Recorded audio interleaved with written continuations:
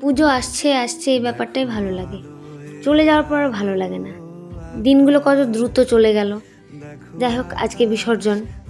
এখানে এখানে কার্তিক, গণেশ, সরস্বতী, লক্ষ্মীকে নিয়ে আসা হয়েছে, এবার মা দুর্গাকে নিয়ে আসা হবে।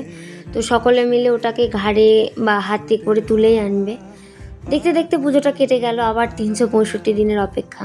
মায়ের চোখ ছলছল করছে, আর আমাদেরও হৃদয়টা বড্ড ভার হয়ে গেল।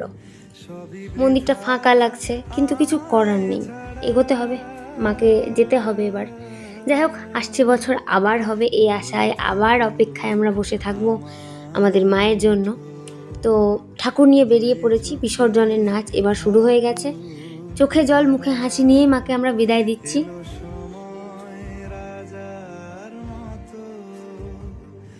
এভাবেই নাচতে নাচতে আমাদের পুজোটা সম্পন্ন হলো। আসছে বছর আবার হবে।